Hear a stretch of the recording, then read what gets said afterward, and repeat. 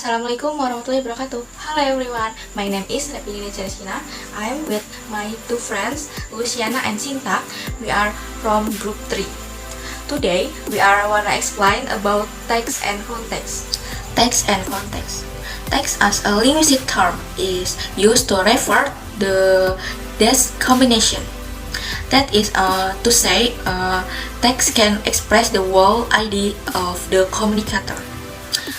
Text is procedure and interpreted between two people in certain contexts because human beings use language to communicate with others.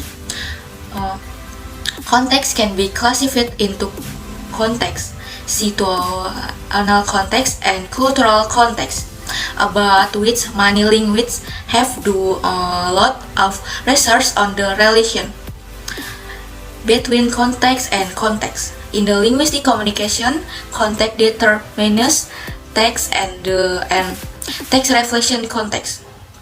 The conception of context. Basically, context categories can be divided into two kinds. First is the division into the same category.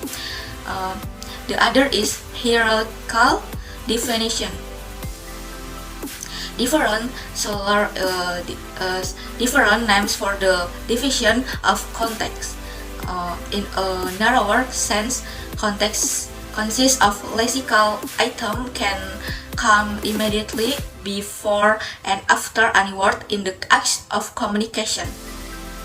In a broader sense, anything may include in the context, such as geographic and cultural background. Interpretation and production of this discourse in a particular communication. Discourse participant, their individual experience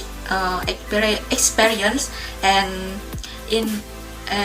knowledge and their particular role in communication.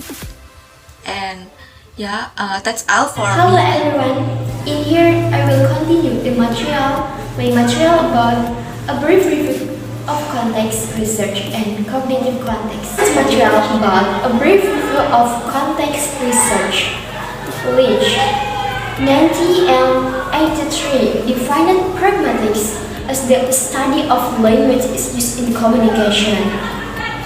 At present, the study pragmatics mainly includes 5 aspects. There is conversational implicature, perceptions, speech acts, and conversational structure.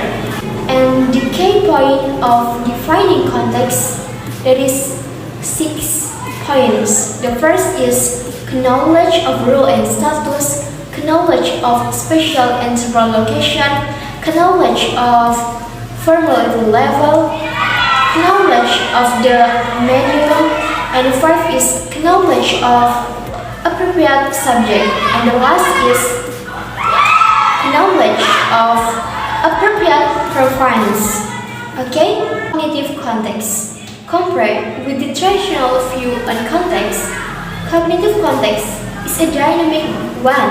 A context is psychological construct, a subset of the assumption about the world, and a context is not limited to information about the immediately physical environment or the immediately preceding itinerants, and expressions about the future, scientific hypotheses or religious beliefs, anecdotal memories, general cultural assumptions, belief about the mental state of the speakers may all play a role in interpretation.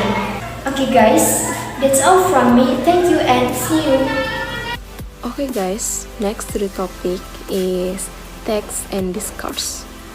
However, people do not use these individual units for linguistic communication.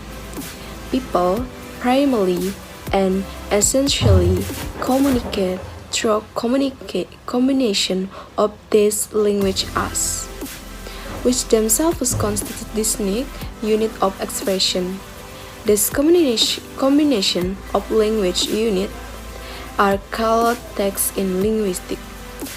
But what is text? About the definition of text, till how there was not been a definite and perfect one in linguistic field. Now we compare the following example. Okay, the example, the text number 1 is Mary is a good student. She is the first one in her class. Number 2, Mary is a good student. It is getting warmer and warmer.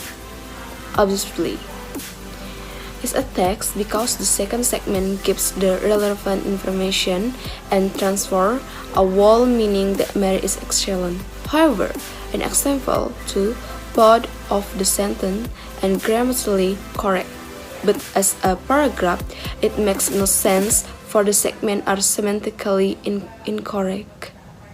Next to the conclusion.